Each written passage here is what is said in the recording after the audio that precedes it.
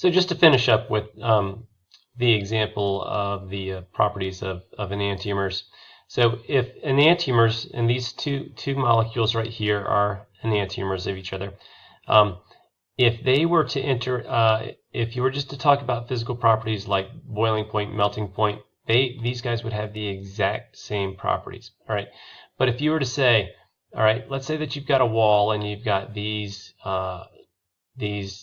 dots right here in this particular order, could you take this molecule right here and push it so that the fluorine, the chlorine, and the bromine simultaneously touch these three spots? All right, and that would only be possible with one of these. All right, so since a lot of biological receptors work sort of like that, where you've got a little pocket, all right, you can kind of think of a pocket as being like the palm of your hand, and when the receptor interacts with it, it's like the molecule gets in there and it makes contact with certain points.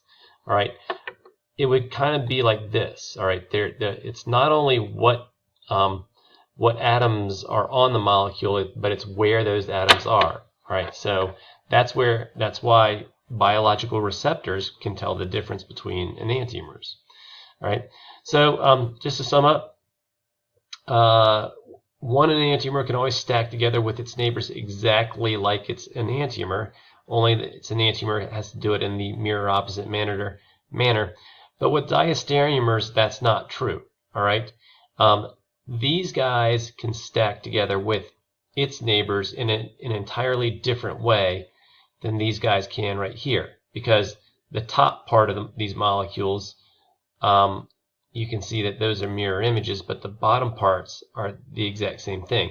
So these things, diastereomers, would be expected to have different physical properties. All right, so it's not like they're going to have massively different melting points, but you would expect there to be some difference because they don't have that same type of thing that happens with enantiomers.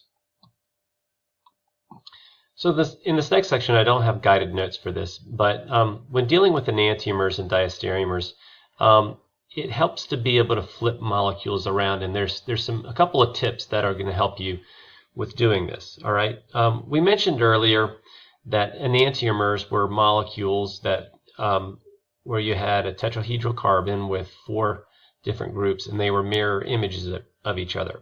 So obviously, if you see 2 molecules that are drawn like that, and you can tell that they're mirror images, just like these guys right here would be, you would have proof that they were enantiomers. All right.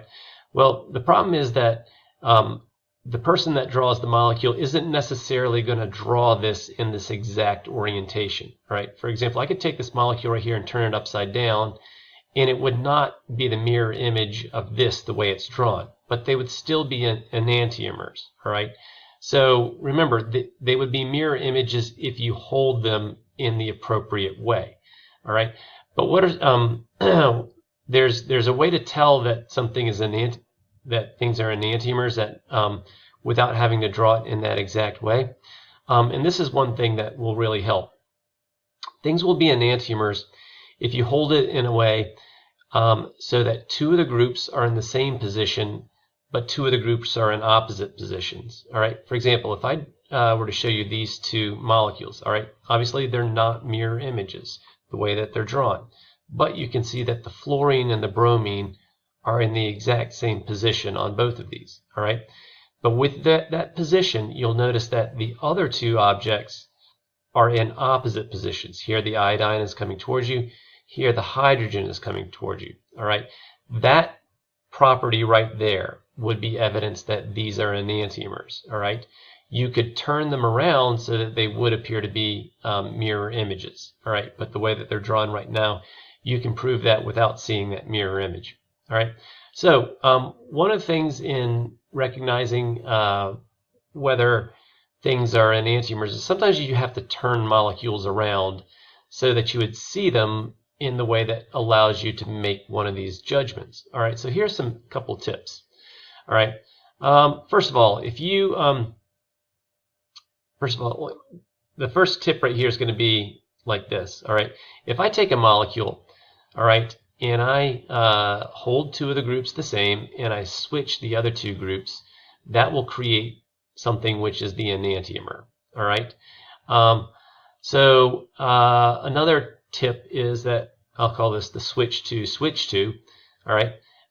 And if you ever do this, so what I mean by that is we're going to take, let's take this molecule right here. All right. Well, first I'm going to switch these two right here. And it didn't have to be these two. It's just pick two, like we're going to do with the fluorine, bromine, and we're going to do it with the hydrogen iodine. All right. Let's flip these. All right. So these guys have flipped places. And we're also going to flip these. All right. So notice that the hydrogen's now front. And if both of these things have been flipped, switch positions, you will have the exact same molecule. All right. So these would not be enantiomers. And I can tell that because you've got two separate pairs which are flipped. All right. One other way that you can move things around so that you have the same molecule is essentially rotating around a bond. All right, so quickest way to describe this would be, let's pretend that I grabbed that fluorine and I twisted it a little bit. All right, that would cause the bottom three down here to rotate. All right, so if one thing holds its position but the other three have all switch positions. All right, so notice if I rotated it in this direction right here, the hydrogen would want to come over here. All right, so that comes over here. The bromine would want to move there. So it goes there. And the iodine would want to move to the back position. So it's there. So that's another trick that you can do. All right. And the reason that I'm using these tricks here is that sometimes you have to rotate things around so that you can see things in the right way to make the judgment about whether it's an enantiomer or not. All right. And so I've got some practice for you guys. And this trick should help you out.